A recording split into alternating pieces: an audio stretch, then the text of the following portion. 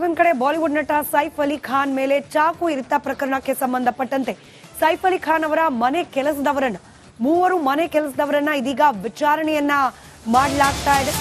ಒಟ್ಟು 6 ಬಾರಿ ಸೈಫ್ ಅಲಿ ಖಾನ್ ಮೇಲೆ ಚಾಕುವಿನಿಂದ ಇರಿದಿದ್ದಾರೆ ದುಷ್ಕರ್ಮಿಗಳು ಅನ್ನೋ ಮಾಹಿತಿ ಇದೆ. ಘಟನೆ ಬಗ್ಗೆ ವಿಚಾರಣೆಗಾಗಿ ಇದೀಗ 3 ಮನೆ ಕೆಲಸದವರನ್ನ ವಶಕ್ಕೆ ಪಡೆದಿದ್ದಾರೆ ಪೊಲೀಸರು. ಮನೆ ಕೆಲಸದವರನ್ನ ವಶಕ್ಕೆ ಪಡೆದು ತೀವ್ರ ವಿಚಾರಣೆಯನ್ನ ಮುಂದುವರೆಸಿದ್ದಾರೆ.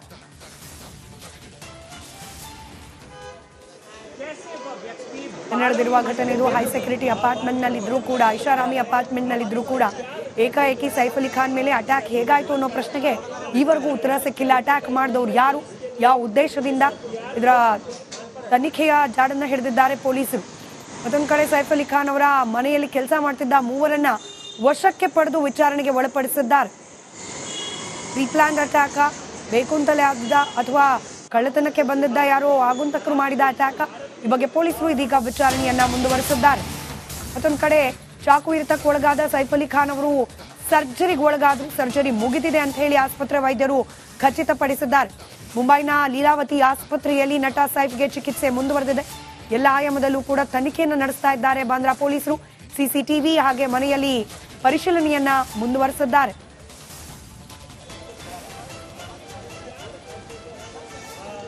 ಮತ್ತಷ್ಟು ಡೀಟೇಲ್ಸ್ ನಮ್ಮ ದೆಹಲಿ ಪ್ರತಿನಿಧಿ ನಟೇಶ್ ನೀಡ್ತಾ ಹೋಗ್ತಾರೆ. ನೇರ ಸಂಪರ್ಕದಲ್ಲಿದ್ದಾರೆ. ನಟೇಶ್, ಏನ್ ಅಪ್ಡೇಟ್ಸ್ ಲಭ್ಯವಾಗ್ತಾ ಇದೆ? ಇದೀಗ ಮನೆ ಕೆಲಸದವರನ್ನ ವಶಕ್ಕೆ ಪಡೆದಿರೋದು ಯಾವ ಕಾರಣಕ್ಕೆ?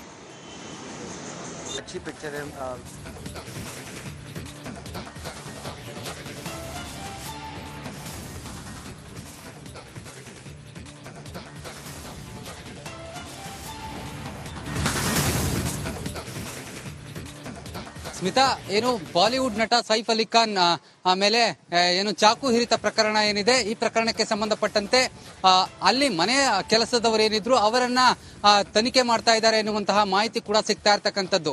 ಒಟ್ಟು 6 ಜನ ಏನು ಮನೆ ಕೆಲಸದವರು ಇದ್ರು, ಅವರನ್ನ ತನಿಖೆಗೆ ಒಳಪಡಿಸಿ ಅವರನ್ನ ವಿಚಾರಣೆ ಮಾಡ್ತಾ ಇದ್ದಾರೆ ಎನ್ನುವಂತಹ ಮಾಹಿತಿ ಕೂಡ ಈಗ ಸದ್ಯಕ್ಕೆ ಲಭ್ಯ ಆಗ್ತಾ ಇರ್ತಕ್ಕಂಥದ್ದು. ಯಾಕಂದ್ರೆ ಈ ಒಂದು ಪ್ರಕರಣ ಬಹಳಷ್ಟು ಮೇಜರ್ ಆಗ್ತಾ ಇರ್ತಕ್ಕಂಥದ್ದು. ಮುಂಬೈನಲ್ಲಿ ಏನು ಈ ಒಂದು ಘಟನೆ ನಡೆದಿರ್ತಕ್ಕಂಥದ್ದು ಸಾಕಷ್ಟು ಅನುಮಾನಕ್ಕೆ ಕೂಡ ಕಾರಣ ಆಗಿದೆ ಎನ್ನುವಂಥದ್ದು. ಈ ಒಂದು ಪ್ರಕರಣವನ್ನ ಮುಂಬೈ ಪೊಲೀಸರು ಬಹಳ ಗಂಭೀರವಾಗಿ ತೆಗೆದುಕೊಂಡಿದ್ದಾರೆ. ಅದರ ಜೊತೆಗೆ ಸಾಕಷ್ಟು ಆಯಾಮಗಳಲ್ಲಿ ಈ ಒಂದು ಪ್ರಕರಣವನ್ನ ವಿಚಾರಣೆಯನ್ನ ನಡೆಸ್ತಾ ಇರ್ತಕ್ಕಂಥದ್ದು. ಈಗಾಗಲೇ ಸ್ಥಳ ಪರಿಶೀಲನೆ ಮಾಡಿ ಸ್ಥಳದಲ್ಲಿ ಸಿಸಿಟಿವಿ ಕ್ಯಾಮೆರಾಗಳಿರಬಹುದು, ಹಾಗೆಯೇ ಸುತ್ತಮುತ್ತಲೇ ಅಂದ್ರೆ ಸಮಯದಲ್ಲಿ ನಡೆದಂತಹ ಘಟನೆಗಳೇನಿದೆ ಈ ಒಂದು ಎಲ್ಲಾ ಘಟನೆಗಳ ಬಗ್ಗೆ ಸಾಕಷ್ಟು ಮಾಹಿತಿಯನ್ನ ಕೂಡ ಪೊಲೀಸರು ಕಲೆ ಹಾಕ್ತಾ ಇರ್ತಕ್ಕಂಥದ್ದು. ಯಾಕಂದ್ರೆ 2:30 ಸುಮಾರು ಅಂದ್ರೆ ಮಧ್ಯರಾತ್ರಿ 2:30 ಸುಮಾರಿನಲ್ಲಿ ಕಳ್ಳತನಕ್ಕೆ ಅಂತ ಹೇಳಿ ಬರ್ತಾರೆ. ಬಂದಂತಹ ಸಂದರ್ಭದಲ್ಲಿ ಹಲ್ಲೆ ಮಾಡಿರುವಂತಹ ಮಾಹಿತಿ ಕೂಡ ಸಿಗ್ತಾ ಇರ್ತಕ್ಕಂಥದ್ದು. ಅಂದ್ರೆ ಈಗಾಗಲೇ ಆಸ್ಪತ್ರೆಗೆ ಸೇರಿರ್ತಕ್ಕಂತಹ, ಇನ್ನು ಆಸ್ಪತ್ರೆ ವಿಚಾರಕ್ಕೆ ಬಂದ್ರೆ ಈ ಒಂದು ಪ್ರಕರಣಕ್ಕೆ ಸಂಬಂಧಪಟ್ಟಂತೆ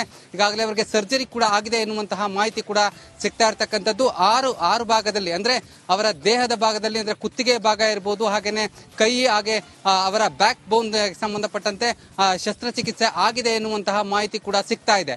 ಈಗಾಗಲೇ ಅಲ್ಲಿನ ವೈದ್ಯಕೀಯ ಸಿಬ್ಬಂದಿ ಕೂಡ ಹೇಳುವಂತೆ ಅವರಿಗೆ ಸರ್ಜರಿ ಕೂಡ ಆಗಿದೆ.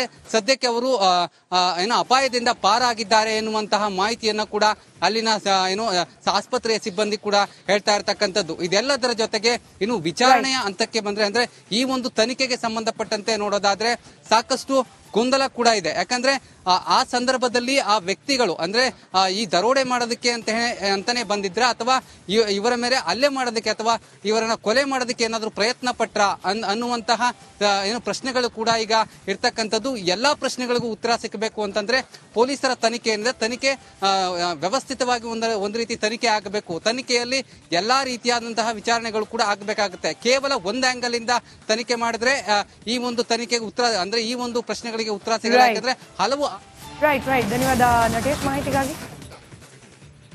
अच्छे से हो गया है उनका न्यूरो सर्जरी और प्लास्टिक सर्जरी दोनों कंप्लीट हुआ है और उनको ऑपरेशन थिएटर से हमने आईसीयू में शिफ्ट किया है फॉर 1 day ऑब्जर्वेशन.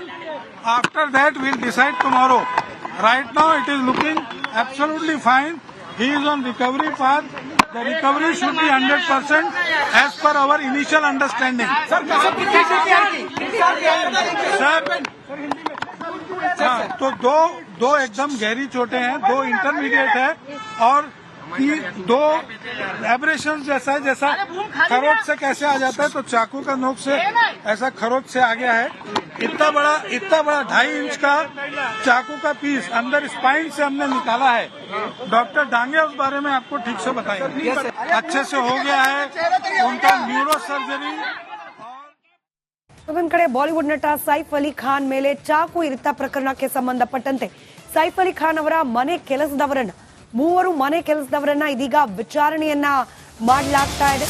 ಒಟ್ಟು 6 ಬಾರಿ ಸೈಫ್ ಅಲಿ ಖಾನ್ ಮೇಲೆ ಚಾಕುವಿನಿಂದ ಇರಿದಿದ್ದಾರೆ ದುಷ್ಕರ್ಮಿಗಳು ಅನ್ನೋ ಮಾಹಿತಿ ಇದೆ. ಘಟನೆ ಬಗ್ಗೆ ವಿಚಾರಣೆಗಾಗಿ ಇದೀಗ 3 ಮನೆ ಕೆಲಸದವರನ್ನ ವಶಕ್ಕೆ ಪಡೆದಿದ್ದಾರೆ ಪೊಲೀಸರು. ಮನೆ ಕೆಲಸದವರನ್ನ ವಶಕ್ಕೆ ಪಡೆದು ತೀವ್ರ ವಿಚಾರಣೆಯನ್ನ ಮುಂದುವರೆಸಿದ್ದಾರೆ.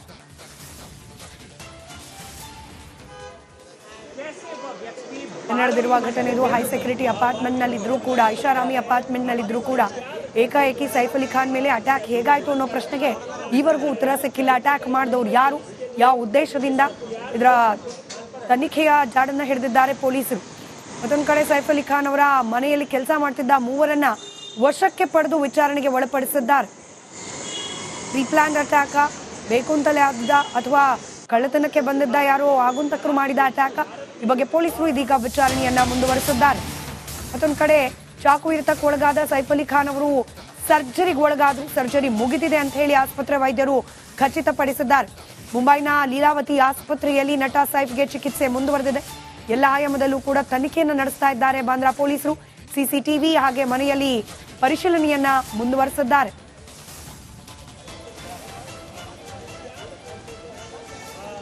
ಮತ್ತಷ್ಟು ಡೀಟೇಲ್ಸ್ ನಮ್ಮ ದೆಹಲಿ ಪ್ರತಿನಿಧಿ ನಟೇಶ್ ನೀಡ್ತಾ ಹೋಗ್ತಾರೆ. ನೇರ ಸಂಪರ್ಕದಲ್ಲಿದ್ದಾರೆ. ನಟೇಶ್, ಏನ್ ಅಪ್ಡೇಟ್ಸ್ ಲಭ್ಯವಾಗ್ತಾ ಇದೆ? ಇದೀಗ ಮನೆ ಕೆಲಸದವರನ್ನ ವಶಕ್ಕೆ ಪಡೆದಿರೋದು ಯಾವ ಕಾರಣಕ್ಕೆ?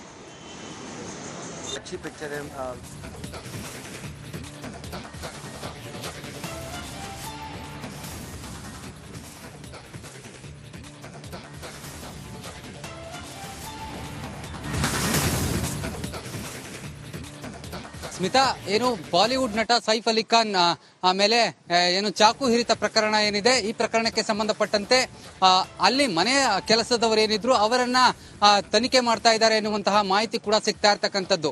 ಒಟ್ಟು 6 ಜನ ಏನು ಮನೆ ಕೆಲಸದವರು ಇದ್ರು, ಅವರನ್ನ ತನಿಖೆಗೆ ಒಳಪಡಿಸಿ ಅವರನ್ನ ವಿಚಾರಣೆ ಮಾಡ್ತಾ ಇದ್ದಾರೆ ಎನ್ನುವಂತಹ ಮಾಹಿತಿ ಕೂಡ ಈಗ ಸದ್ಯಕ್ಕೆ ಲಭ್ಯ ಆಗ್ತಾ ಇರ್ತಕ್ಕಂಥದ್ದು. ಯಾಕಂದ್ರೆ ಈ ಒಂದು ಪ್ರಕರಣ ಬಹಳಷ್ಟು ಮೇಜರ್ ಆಗ್ತಾ ಇರ್ತಕ್ಕಂಥದ್ದು. ಮುಂಬೈನಲ್ಲಿ ಏನು ಈ ಒಂದು ಘಟನೆ ನಡೆದಿರ್ತಕ್ಕಂಥದ್ದು ಸಾಕಷ್ಟು ಅನುಮಾನಕ್ಕೆ ಕೂಡ ಕಾರಣ ಆಗಿದೆ ಎನ್ನುವಂಥದ್ದು. ಈ ಒಂದು ಪ್ರಕರಣವನ್ನ ಮುಂಬೈ ಪೊಲೀಸರು ಬಹಳ ಗಂಭೀರವಾಗಿ ತೆಗೆದುಕೊಂಡಿದ್ದಾರೆ. ಅದರ ಜೊತೆಗೆ ಸಾಕಷ್ಟು ಆಯಾಮಗಳಲ್ಲಿ ಈ ಒಂದು ಪ್ರಕರಣವನ್ನ ವಿಚಾರಣೆಯನ್ನ ನಡೆಸ್ತಾ ಇರ್ತಕ್ಕಂಥದ್ದು. ಈಗಾಗಲೇ ಸ್ಥಳ ಪರಿಶೀಲನೆ ಮಾಡಿ ಸ್ಥಳದಲ್ಲಿ ಸಿಸಿಟಿವಿ ಕ್ಯಾಮೆರಾಗಳಿರಬಹುದು, ಹಾಗೆಯೇ ಸುತ್ತಮುತ್ತಲೇ ಅಂದ್ರೆ ಸಮಯದಲ್ಲಿ ನಡೆದಂತಹ ಘಟನೆಗಳೇನಿದೆ ಈ ಒಂದು ಎಲ್ಲಾ ಘಟನೆಗಳ ಬಗ್ಗೆ ಸಾಕಷ್ಟು ಮಾಹಿತಿಯನ್ನ ಕೂಡ ಪೊಲೀಸರು ಕಲೆ ಹಾಕ್ತಾ ಇರ್ತಕ್ಕಂಥದ್ದು. ಯಾಕಂದ್ರೆ 2:30 ಸುಮಾರು ಅಂದ್ರೆ ಮಧ್ಯರಾತ್ರಿ 2:30 ಸುಮಾರಿನಲ್ಲಿ ಕಳ್ಳತನಕ್ಕೆ ಅಂತ ಹೇಳಿ ಬರ್ತಾರೆ. ಬಂದಂತಹ ಸಂದರ್ಭದಲ್ಲಿ ಹಲ್ಲೆ ಮಾಡಿರುವಂತಹ ಮಾಹಿತಿ ಕೂಡ ಸಿಗ್ತಾ ಇರ್ತಕ್ಕಂಥದ್ದು. ಅಂದ್ರೆ ಈಗಾಗಲೇ ಆಸ್ಪತ್ರೆಗೆ ಸೇರಿರ್ತಕ್ಕಂತಹ, ಇನ್ನು ಆಸ್ಪತ್ರೆ ವಿಚಾರಕ್ಕೆ ಬಂದ್ರೆ ಈ ಒಂದು ಪ್ರಕರಣಕ್ಕೆ ಸಂಬಂಧಪಟ್ಟಂತೆ